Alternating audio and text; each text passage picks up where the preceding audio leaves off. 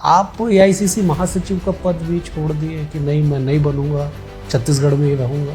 क्योंकि मैं मानता हूं कि फुल टाइम मैं जो भी करूं फुल टाइम, और सरगुजा में छोड़ने की स्थिति में नहीं हूं। आप हाफ टाइम सीएम बनने के लिए तैयार हो गए थे 2018 में। सीरीज का टोटल कम से कम 100 रन का, फिर आपको अपना असेसमेंट अगर ये है तो 100 का असेसमेंट है तो 101 चलेगा, 99 नहीं चलेगा।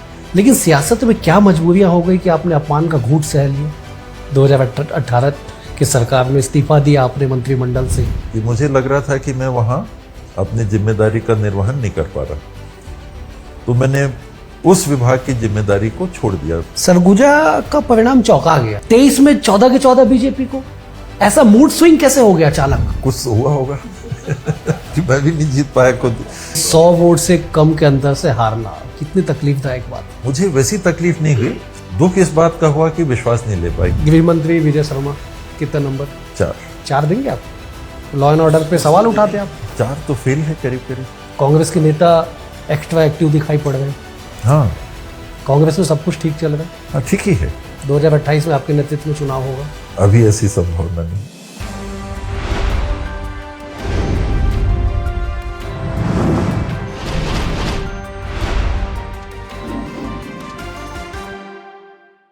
नमस्कार, हमारे खास कार्यक्रम में आप सभी का स्वागत है। आज हम छत्तीसगढ़ की एक ऐसे शख्सियत के पास मौजूद हैं जो प्रदेश नहीं देश की राजनीति में जाने जाते हैं। अखिल भारतीय कांग्रेस कमेटी से लेकर प्रदेश कांग्रेस कमेटी तक लगातार कई पदों पर रहने वाले टीएस सिंहदेव छत्तीसगढ़ के पूर्व उप मुख्यमंत्री भी रह चुके हैं। बाबा साहब, आपका बहुत स्वागत है हमारे खास कार्यक्रम में। क्या भूमिका होगी टीएस सिंहदेव की राष्ट्रीय स्तर पे? मैं इसलिए पूछ रहा हूं क्योंकि दिल्ली वाले चाहते हैं कि आप दिल्ली में बने रहें। मेरी प्राथमिकता अंबिकापुर विधानसभा, सरगुजा लोकसभा, सरगुजा संभाग, उसके साथ में छत्तीसगढ़ में मैं कांग्रेस के लिए जो भी काम कर सकूं, ये मेरी बड़ी क्लियर प्राथमिकता है। किसी भी स्थिति में मैं सरगुजा की प्रथम जिम्मेदारी को नहीं छोड़ पाऊंगा। वो उसके लिए मेरे को पूछना भी नहीं है, जवाबदारी भी नहीं लेनी है। मेरे को अपनी जवाबदारी महसूस होती ही है और उसको मैं निभाऊंगा। तो वो मेरी पहली जवाबदारी है। और छत्तीसगढ़ में काम करने का मौका दिया पार्टी ने, लोगों ने बहुत स्नेह दिया, प्रेम दिया। मैं सोचता भी नहीं था आज से 20 साल पहले कि ऐसा मौका मेरे को मिलेगा, क्योंकि मैंने काम ही नहीं किया था छत्तीसगढ़ में या कहीं सरगुजा के बाहर। तो वो एक धरोहर है, जीवन की एक पूंजी, एक उपलब्धि है। साथ में दिल्ली से मेरे लायक कोई भी अगर ऐसा काम मिलता है तो मैं करता भी आया हूं, करता भी रहूंगा। लेकिन जो भी करूं उस काम के साथ, सरगुजा के काम के साथ जो भी काम मिलेगा। देश भर के नेता कांग्रेस के या कोई भी कांग्रेस के नेता चाहते हैं कि एआईसीसी में हम जाए, वहां हम काम करें। आप एआईसीसी महासचिव का पद भी छोड़ दिए कि नहीं, मैं नहीं बनूंगा, छत्तीसगढ़ में ही रहूंगा। नहीं, ऐसा नहीं, मैंने छोड़ा नहीं। स्वीकार नहीं किया आपने? वैसा भी नहीं। कुछ लोग पूछते हैं, मेरे को किसी ने कहा नहीं, मेरे को कभी ऑफर नहीं आया। दिल्ली में ही हैं, लोगों से जुड़े हुए लोग भी रहते हैं, कभी राय लेने के लिए पूछ लेते हैं। तो जब ये बात आई तो मैंने ये जरूर कहा कि अन्य किसी राज्य में बतौर जनरल सेक्रेटरी इंचार्ज मैं समय नहीं दे पाऊंगा। मैं अपने आप को कारगर नहीं मानता, क्योंकि मैं मानता हूं कि फुल टाइम मैं जो भी करूं फुल टाइम, और सरगुजा में छोड़ने की स्थिति में नहीं हूं। आप कह रहे हैं कि मैं जो भी करता हूं फुल टाइम। आप हाफ टाइम सीएम बनने के लिए तैयार हो गए थे 2018 में। वो भी हाफ का फुल टाइम, जो समय मिलता है उतना पूरा। जो करना है, एक गेम खेलने को मिले तो उस गेम में अच्छा से अच्छा, सीरीज खेलने को मिले तो पूरी सीरीज अच्छा, दूसरी सीरीज में भाग लेने का मौका लगे तो उसमें भी अच्छा। अपनी क्षमता के अनुसार मैंने हमेशा ये माना कि पहली चीज अपनी क्षमता को पहचानो, जानो, और उसके अनुसार भरसक कोशिश करो। कि आप 1000 रन नहीं बना सकते, तो 100 रन बना सकते हो तो 99 पे आउट नहीं होना। सीरीज का टोटल कम से कम 100 रन का, फिर आपको अपना असेसमेंट अगर ये है तो 100 का असेसमेंट है तो 101 चलेगा, 99 नहीं चलेगा। तो ये मैंने जो भी किया, खेला या जो काम किया, मैंने इसी को, किताब भी पढ़ता था तो वैसी सोच के पढ़ता था कि मेरे को इतना, मैं इंटेलेक्चुअल नहीं हूं, थोड़ी बहुत बातें समझता हूं, तो जितना समझता हूं उसके हिसाब से ध्यान लगा के, मैं हर चीज जो पढ़ता हूं पूरा ग्रहण भी नहीं कर सकता, लेकिन कुछ तो कर सकता हूं, तो अपने हिसाब से ग्रहण करिए। और उसमें राजनीति में भी वही। आपकी काबिलियत पे राहुल जी को कोई डाउट नहीं, सोनिया जी को कोई डाउट नहीं, खड़गे जी को कोई डाउट नहीं, फिर प्रदेश में क्यों नहीं जम पाया? परिस्थितियां रहती हैं। ये मुख्यमंत्री के रूप में अगर आप कह रहे हैं काम करने की बात है, तो वो चर्चा का विषय बना रहा। तो जो भी परिस्थितियां हो सकता है कि पंजाब में जो हुआ, अमरिंदर सिंह जी और नवजोत सिंह सिद्धू जी मुख्यमंत्री नए बने, वो जो परिस्थिति बनी, हो सकता है उन परिस्थितियों में लगा हो कि देखिए हमने चेंज किया और कड़वा अनुभव हो गया। और भी कुछ बातें हो सकती हैं। कहीं ना कहीं जो शीर्ष नेतृत्व है, तो फिर वो व्यक्ति का मोह ही नहीं देखता, व्यक्ति की क्षमता भी अगर लगती हो कि हाँ नहीं, ये भी व्यक्ति कुछ काम कर सकता है, लेकिन अगर परिस्थितियां कुछ ऐसी हैं कि कहीं और नुकसान तो नहीं हो जाए, वो अपना आकलन करते हैं, तो उसमें व्यक्ति सेकेंडरी रहता है।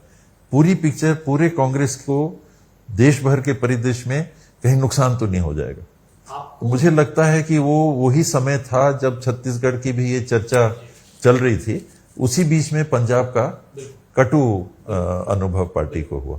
आपको जितने लोग जानते हैं, सरगुजा से लेके छत्तीसगढ़ से लेके देश की सियासत तक, सब एक बात तो कहते हैं कि बाबा साहब अपमान नहीं सह सकते, ये बात तय है, और आप सह भी नहीं सकते। लेकिन सियासत में क्या मजबूरियां हो गई कि आपने अपमान का घूंट सह लिया?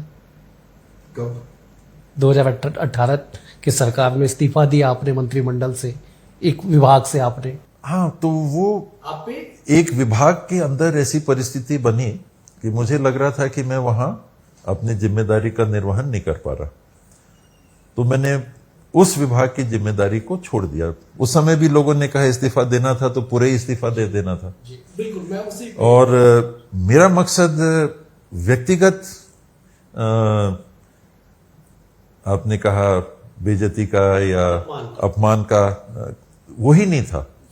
जहां पर वो बात आई, मैंने वहां पर विराम लगाया। स्वास्थ्य विभाग में भी था, स्वास्थ्य विभाग में मेरे को ऐसा अनुभव नहीं हुआ काम करने में। मेडिकल एजुकेशन, मेडिकल कॉलेज इत्यादि, उस विभाग का भी जवाबदारी भूपेश जी ने दिया था, उसमें मेरे को ऐसा नहीं लगा। जीएसटी में, उसमें ऐसा नहीं लगा। 5वां विभाग, उसमें ऐसा नहीं लगा। लेकिन पंचायत विभाग में जब मेरे को लगा कि नहीं, अगर बाकी विभाग में भी चालू होता वैसा, तो मैं उसको भी छोड़। मतलब आप जैसे वरिष्ठ नेता पे कोई विधायक हत्या कराने का प्रयास का आरोप लगा दे तो बेहद दुखद है साहब। दिल तो दुखा होगा आपका, लेकिन रिएक्शन आपने नहीं किया। मेरे को खराब भी लगा, और इसलिए भी खराब लगा कि वो जो विधायक थे, उनके राजनीतिक जीवन के शुरुआती दिनों से, जब वो पंच थे, सरपंच बनना चाह रहे थे, उस दिन से मैं उनका सहयोगी रहा। सहयोगी नहीं, वो आपका आशीर्वाद लेके आगे बढ़े कि उसमें जैसा भी माने कि हम लोग साथ चले, और जहां कोई बात ना हो, आधारहीन बात, उसमें सार्वजनिक तौर पे इतना बड़ा आरोप लगा देना, तो मैं इसको दो रूप में देखता हूं कि एक, रिएक्ट करना कि नहीं करना, बेबुनियाद बात है तो रिएक्ट करने की आवश्यकता नहीं है। पर्सनली खराब लगना, तो क्योंकि संबंध रहते हैं तो खराब लगता है कि किसी दोस्त ने कह दिया, भाई ने कह दिया, बहन ने कह दिया, पत्नी ने कह दिया, माता पिता ने कह दिया, तो वो नजदीकी चोट होती है जुड़े हुए लोगों का। ये थोड़ा दूर का संबंध है, फिर भी खराब लगता है कि जिनके साथ अच्छे व्यवहार थे, उनने ऐसा कैसे कह दिया जहां की कोई बात नहीं है। दूसरा कि अगर आप कुछ भी ना करो तो लोग कहेंगे कि कहीं इसमें कोई बात तो नहीं है, कहीं सही बात तो नहीं है, कि वाकई में बाबा ने ऐसा तो नहीं। तो इसीलिए मैं विधानसभा से बाहर आ गया। ऐसा नहीं है कि मैं रिएक्ट नहीं किया, मैंने रिएक्ट किया, और उसमें भी बात जो आपने पहले कही, एक सम्मान की बात, कि पूरे सदन के सामने पहले दिन डिबेट होता है, उस दिन ये बात उठाई जाती है, विपक्ष के द्वारा भी उठाई जाती है, और चर्चा करके छोड़ दी जाती है अधर टाइप में, क्या है इसमें, क्या मामला है, सत्ता पक्ष के एक विधायक और एक मंत्री के लिए ऐसा बोल रहे हैं। फिर दूसरे दिन होता है, फिर किसी अंजाम तक बात नहीं होती है, इधर पर्दे के पीछे बातें चल रही हैं, उसमें ये हो रहा है कि भाई ये ठीक नहीं है, इसको किसी अंजाम तक हमको ले जाना चाहिए। अगर पुलिस विभाग के पास कोई सबूत है या कुछ सुराग है ऐसा कि मैं दोषी हूं, तो मैं फिर मंत्री रहने के योग्य नहीं हूं, मेरे ऊपर कार्रवाई होनी चाहिए। और फिर भी अगर कुछ नहीं होता है, तीसरे दिन फिर बात सदन में आती है, और अब सत्ता पक्ष से भी कोई प्रतिक्रिया नहीं आ रही, विपक्ष भी लगातार हर दूसरे दिन तीसरे दिन और बढ़ के बोल रहा है कि अब तो लगता है कि बाबा के इसमें कहीं ना कहीं कुछ गलती होगी, तभी तो सरकार कुछ नहीं कर रही है। तो वो समय आ गया था कि जब मेरे को स्टैंड लेना था कि ये ठीक है, हजम करने का, हाजमा की भी एक क्षमता है, लेकिन जब अनपच की स्थिति आ जा रही है कि नहीं, ये अब नहीं, मेरे में क्षमता है, सहन करने की भी क्षमता है। मुझे लगता है कई बार कि सामान्य से ज्यादा सहन करने की भी, लेके चलने की जिसको कहते हैं क्षमता है, लेकिन इतना भी नहीं कि अब इतनी बात को आप बढ़ा दो सार्वजनिक, बिल्कुल सार्वजनिक सदन में और सर्वोच्च प्रजातंत्र के मंदिर में, और फिर भी आप रिएक्ट करके अपनी स्थिति को अगर नहीं रख पा रहे हो, तो फिर वाकई में आपको वहां नहीं रहना चाहिए। तो मैं इसीलिए उठ के आ गया था कि जब तक इसमें बात नहीं आती है, या तो मेरे ऊपर कार्रवाई हो, और या ये कहा जाए कि इनकी कहीं कोई संलिप्तता नहीं। तो वो 9 महीने हो गए सरकार बदले छत्तीसगढ़ में, आप पिछली सरकार में अहम कड़ी रहे, आप नीति निर्धारक व स्ट्रेटेजी आपने बनाई। 72 सीटों के साथ 90 विधानसभा वाले राज्य में पार्टी का हार जाना, अब तो सब तरह की समीक्षा हो गई होगी। क्या 2-3 प्रमुख कारण निकल के आए आपके हिसाब से या पार्टी की समीक्षा के हिसाब से? मेरे हिसाब से एक, हम ओवर कॉन्फिडेंट थे, ये कम इंपॉर्टेंट है। अब की बार 75 पार, तो हम 71 पे थे, हम 35 पे आ गए, 36 सीटें हमारी कम हो गई। 68 जीते थे, पहले 3 उपचुनाव जीते, तो 68 से हम 35 पे आ गए, 33 सीटों का हमको नुकसान हुआ। तो ओवर कॉन्फिडेंस को अगर हटा दें, क्योंकि वो उतना इंपॉर्टेंट नहीं रहता वाकई में ओवर कॉन्फिडेंस, तो छत्तीसगढ़ की 90 सीटों को मैंने अपने विश्लेषण में 3 भाग में बांटा। एक ग्रामीण क्षेत्र, जिसे हम कह सकते हैं मैदानी इलाका का, मुख्य रूप से ग्रामीण क्षेत्र, ये 44 विधानसभाएं हैं, इनको अलग। फिर 20 विधानसभाएं ऐसी हैं जिसमें शहरी क्षेत्र हम मानते हैं, या तो रायपुर 100% अर्बन, यहाँ की 4 सीटें 100% अर्बन, भिलाई 100% अर्बन, वैशाली नगर 100% अर्बन, बिलासपुर 100% अर्बन, ऐसी और सीटें जिसमें करीब करीब 50% की आबादी नगरीय निकायों के है, ग्राम पंचायत, नगर पंचायत, नगर निगम। इनमें क्या हुआ? और तीसरा ट्राइबल बेल्ट, बस्तर और सरगुजा की 12 और 14 26 सीटें। तो 26 सीटें आपकी हो गई बस्तर और सरगुजा की, 20 सीटें हो गई आपकी नगरीय निकाय की, हो गई 46, और 44 सीटें हो गई मैदानी इलाके की, ग्रामीण। इनमें क्या हुआ? बस्तर में और सरगुजा की 26 सीटों में 2018 के चुनाव में आप 25 सीटें जीते थे। देवती कर्मा जी अकेले एक हारी थी, जो बाई इलेक्शन में वो आ गई, हाँ। लेकिन 68 में 1 सीट आप हारे थे, यानी 26 में 25, अब की आप 4 जीते, 21 सीट का लॉस हुआ। तो इन ट्राइबल क्षेत्रों में कुछ हुआ। बस्तर में 12 में से आप 8 तो आए कम से कम, सरगुजा में तो 14 में 0 हो गए, जहां 14 की 14 आई थी। तो क्या हुआ बस्तर में, क्या हुआ सरगुजा में, जिसमें कि इतना अंतर आ गया? सरगुजा का परिणाम चौंका गया। 2018 में इतिहास दर्ज हुआ, वो भी चौंकाने वाला था। 14 की 14 सीट कांग्रेस को, फिर 23 में 14 की 14 बीजेपी को। ऐसा मूड स्विंग कैसे हो गया अचानक? कुछ हुआ होगा कि मैं भी नहीं जीत पाया खुद, और कहीं ना कहीं लोगों के आकलन में मैं उचित प्रतिनिधि के रूप में नहीं रह गया। अंबिकापुर से ही, जहां मैं पहला चुनाव करीब 1000 वोट से कम से जीत पाया था, फिर लोगों ने लगभग 20,000 से जिताया, फिर लगभग 40,000 से जिताया, अब की नहीं जीत पाया। तो लोगों का ये विश्वास नहीं मिल पाना इस चुनाव में दिख रहा था कि मार्जिन ज्यादा नहीं रहेगी। ये 2008 जैसा चुनाव है। मैं घर में भी ये बोलता था, पब्लिकली तो नहीं बोल सकते, लेकिन हारूंगा मुझे भी नहीं लगता था। लेकिन 100 वोट से कम के अंदर से हारना कितनी तकलीफदायक बात है। मुझे वैसी तकलीफ नहीं हुई। दुख इस बात का हुआ कि विश्वास नहीं ले पाए, क्योंकि मैं अपने आप को मेरा जो अपना आकलन रहता है, जैसे मैंने बोला क्रिकेट खेलता हूं या काम करता हूं तो अपना आकलन करता हूं कि कैपेसिटी क्या है, फिर करो। ब्रेटली नहीं हो, कपिल देव नहीं हो, डोनाल्ड ब्रैडमैन नहीं हो, गावस्कर नहीं हो, कोहली नहीं हो, भाई टीएस बाबा ही हो। तो टीएस बाबा हो तो इतना कर सकते हो। टीएस बाबा भी जीरो नहीं है, टीएस बाबा वो नहीं है, टीएस बाबा इतना कर सकता है। तो टीएस बाबा विधायक बनने लायक नहीं है, ये मेरा आकलन नहीं है। टीएस बाबा विधायक बनने लायक है, अपने लिए नहीं, एक निष्पक्ष आकलन भी करिए तो मुझे लगता है कि ये व्यक्ति जो टीएस बाबा है, ये विधायक बनने लायक तो है, और भी है, लेकिन विधायक बनने लायक तो कम से कम है। पर लोगों के नजर में मैं वो स्थान नहीं ले पाया, तो वैसा दुख नहीं होता है। हारना तो अच्छा नहीं लगता। 3 दिसंबर 2023, उस रात नींद आई थी आपको? चुनाव हारने के बाद भी? देखिए, एक तो आदमी देख रहा था कि 5 साल क्या हो रहा है और चुनाव के समय क्या हो रहा है। आप अगर इस लायक माने जाते हो कि और जगह भी आकलन कर सकते हो, आपने कहा नीतियां भी बनाने लायक, वो भी करने लायक, कुछ कुछ आप कर सकते हो, तो अगर दूसरी जगहों पे आप कर सकते हो तो खुद तो कर ही सकते होगे ना अपना।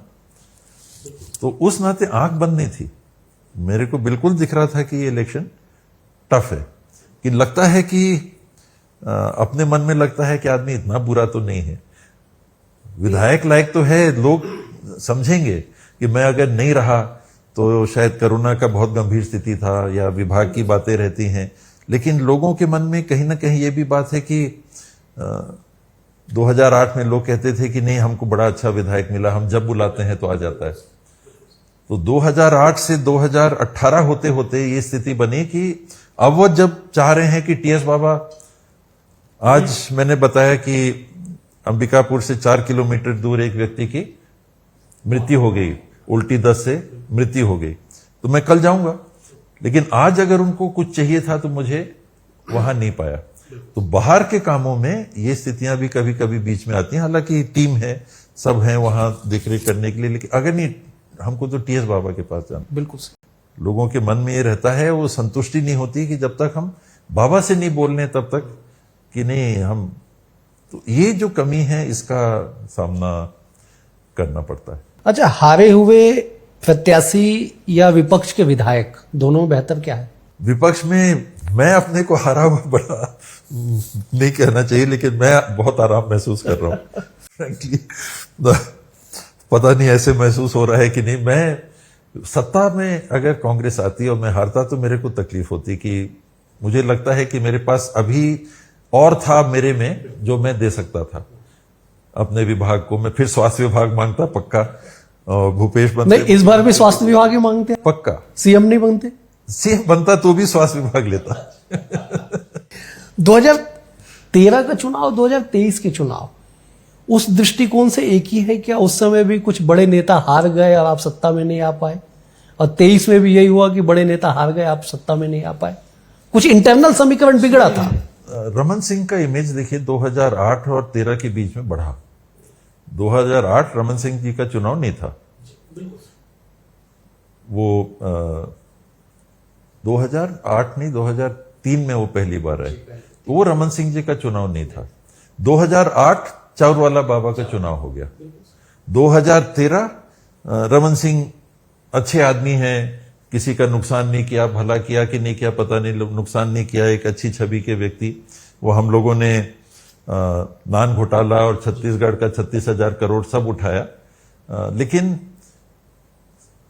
गलतियां हुई हो या ना, भ्रष्टाचार होता ही नहीं है कि ना हुआ हो। ये दुर्भाग्य से हमारे समाज का एक हिस्सा है कि कुछ ना कुछ गड़बड़ होता ही है, पर उनको नहीं चिपका। वो 13 भी निकल गया। 18 आते तक कांग्रेस अपने आप को एक विकल्प के रूप में प्रस्तुत करने में सफल रही। उसके पहले जोगी जी और वो गुटबाजी और एक अलग सी स्थिति। मैं दरअसल वही पूछ रहा था कि 13 में भी कुछ इंटरनल समीकरण बिगड़ा था आप लोग का, जबकि जीवम के बाद एक सेंटिमेंट था लोगों के पास। उसी बीच में पहले जो 18 विधानसभा के चुनाव हुए तो हम लोगों ने बाहर से सुना, जो अंदर की बात तो नहीं मालूम, कि बीजेपी ने आकलन कर लिया था कि 12 सीट कांग्रेस जीत रही है, हम 6 ही पे हैं तो कुछ करना पड़ेगा। तो उसके बाद आप देखेंगे तो सतनामी समाज के गुरुजी अब जो भाजपा में उनके लड़के विधायक बन गए हैं, उनको हेलीकॉप्टर दिया गया, सब कुछ किया गया, वोट डिवीजन हुआ। और हम लोग ये मानते के चलते रहे कि झीरम घाटी का ऐसा प्रभाव आएगा कि हम निकल ही जाएंगे, हम उस पर डिपेंडेंट रह गए।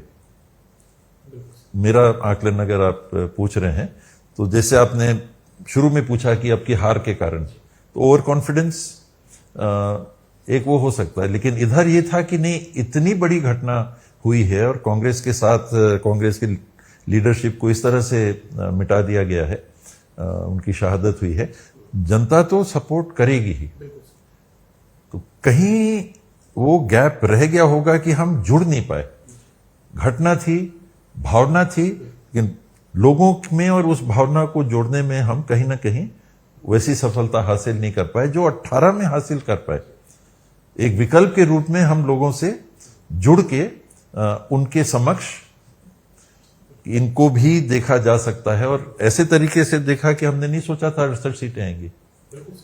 68 सीटें बहुत बड़ी बात है, 2/3 से ज्यादा, 70% से ज्यादा सीटें ले आना। हाँ, क्या भविष्य है कांग्रेस का छत्तीसगढ़ में अब? यहां भाजपा और कांग्रेस बाइपोलर स्टेट है। ये जड़ें गहरी हैं, कांग्रेस की जड़ें गहरी हैं, भाजपा का संगठन मजबूत है। तो कांग्रेस तो है यहां और कांग्रेस रहेगी। इन जड़ों को सींचते रहना है, लोगों से जुड़े रहना है, बेहतर विकल्प के रूप में अपने आप को प्रस्तुत करना है। सामने वाला है वो भी खेलेगा, आपको गोल तो नहीं मारने देगा। वो ना केवल बचाव करेगा, वो भी गोल स्कोर करेगा, वो भी काम करेगा, बैठा तो नहीं रहेगा। और आपको भी देखना है, आपको बचाव भी करना है और गोल स्कोर करने के लिए भी कोशिश करनी है। तो ये परस्पर स्पर्धा, स्वस्थ एक स्पर्धा चलती रहनी चाहिए, यही प्रजातंत्र है। लेकिन सेंटर फॉरवर्ड की भूमिका कौन निभाएगा? ठीक है, आप कांग्रेस पार्टी है, सींचेंगे, कौन सींचेगा? चेहरा कौन होगा? अगर कुश्ती होती तो एकल होता। ये टीम गेम है। सेंटर फॉरवर्ड कौन होगा? सेंटर फॉरवर्ड भी देखिए, आजकल फुटबॉल के फील्ड में देखिए तो अलग अलग प्लेसमेंट के फॉर्मेशंस आपको दिखते हैं। नहीं, मैं तो सेंटर फॉरवर्ड 1-4-4-2 सेंटर फॉरवर्ड कोई रहता है, वो पता चला लेफ्ट विंग में चला गया, राइट विंग में चला गया, जो सेंटर बैक है वो आगे आ गया। पहले हम लोग खेलते थे तो 5 फ्रंट में खेलते थे, 3 बीच में रहते थे, 2 डिफेंस में रहते थे, 1 गोलकीपर। अब 1-4-2-3 अलग अलग कॉम्बिनेशन हो गए, तो वो उतना जरूरी नहीं है। चेहरा हो, आखिर 2018 में कौन चेहरा था? जब हम लोग को 68 सीटें मिली तब कौन चेहरा था? उनके पास तो एक स्वीकार्य चेहरा था रमन सिंह जी के रूप में, लेकिन एक स्वीकार्य चेहरे के एवज में उन्होंने एक विकल्प को मौका दिया। उसमें महंत जी भी थे, ताम्रध्वज जी भी थे, भूपेश भी थे, मैं भी था, सत्यनारायण साहू जी भी थे, रविंद्र चौबे जी भी थे, धीरेन्द्र साहू जी भी थे, आपके सत्यनारायण शर्मा जी और अकबर जी। कलेक्टिव एफर्ट, कलेक्टिव टीम के रूप में दिख रहा था, और वो इंपॉर्टेंट उस समय नहीं था कि कैप्टन कौन है। आपस में हम लोग खेल रहे थे। भूपेश पीसीसी के प्रेसिडेंट के रूप में थे, तो आप कप्तान भी मान सकते हैं। सीएलपी के रूप में मैं था, आप एक इंपॉर्टेंट प्लेयर मान सकते हैं। बाकी लोग, हम लोग बैठते थे, साथ बैठते थे, यहां भी बैठते थे, और जगह भी बैठते थे, स्ट्रैटेजी बनाते थे, मीटिंग करते थे, साथ रहना है। ये कहते थे कि अपने अपने इलाकों में मुख्यमंत्री का चलता है नाम, तो चलने दो, बिल्कुल चिंता मत करना, किसी को खींचना नहीं है। दिल्ली तय करेगा। तो अच्छे से हम लोग मिलके उस समय काम कर रहे थे। ये एक पहलू, और ज्यादा महत्वपूर्ण पहलू कि लोगों के बीच में एक बेहतर विकल्प के रूप में हम लोग अपने आप को प्रस्तुत कर सके, वो इंपॉर्टेंट है, परसेप्शन। 2028 में किसके नेतृत्व में चुनाव होगा कांग्रेस का? जॉइंट ही होना चाहिए, जो भी है जॉइंट ही होना। नहीं, आप इतने सहृदय क्यों हो गए, इतने लिबरल क्यों?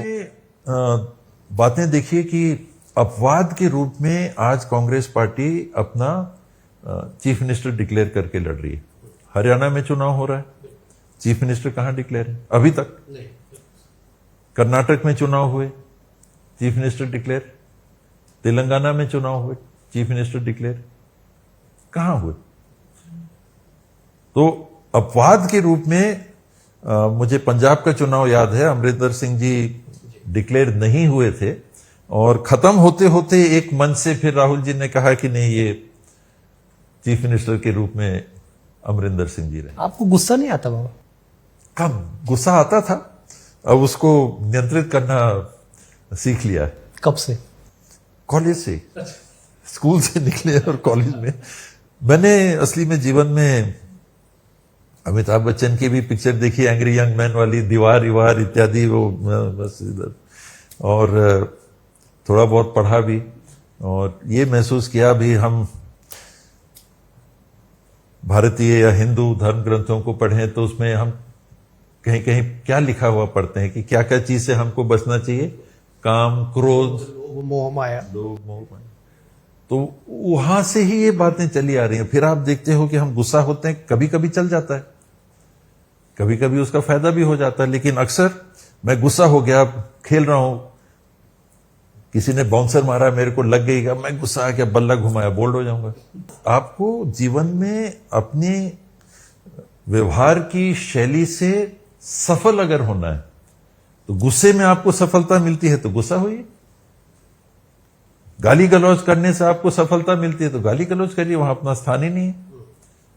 अपन उस मैच के टीम के सदस्य नहीं, बिल्कुल सर। और गुस्सा करके करना है, उस टीम के सदस्य अपन नहीं हो सकते। एक आध बार कभी गुस्सा आया, कहीं कुछ हो गया, फिर लगता है अरे गुस्सा क्यों हुए।